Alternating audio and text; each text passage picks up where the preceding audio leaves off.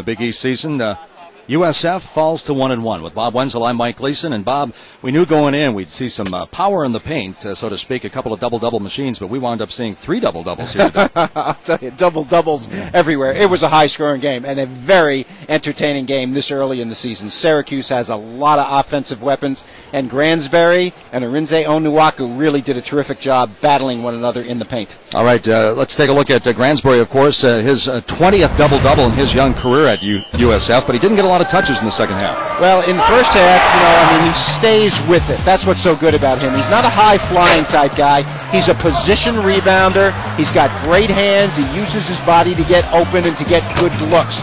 They used zone against him, so he didn't get as many touches. And Arinze is very similar. I mean, both guys 6'9", 270. They use their bodies well. They take hits. They're able to put the ball in the basket when they get fouled. But Dante Green, 6'11" freshman, stole the show in this one in the first half. He was all over the place. Great one-on-one moves, runs the floor and spots up, then runs the floor and gets dunks. The guy shoots threes, dunks on people's heads, and goes to the offensive boards as well. I mean, he did everything in this game. He was just absolutely phenomenal, and Paul Harris was excellent also. Paul had a double-double as well. His 8th double-double this year, along with Gransbury. Okay, let's talk about these two teams. South Florida now 1-1. They'd won their Big East opener for the first time. Where does Dan Heath go from here?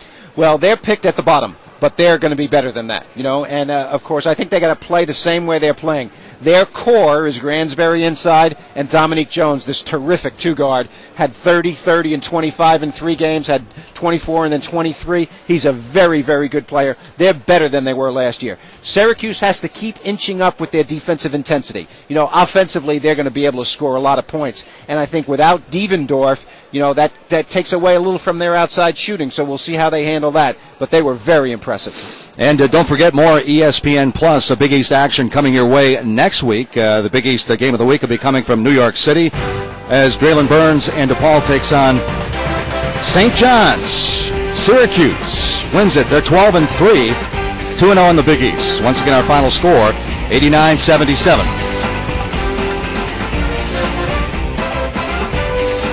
If you don't have ESPNU, be sure to log on to ESPNU.com, type in your zip code at the top of the page, or call your local cable operator or satellite provider. So long, everybody, from Syracuse.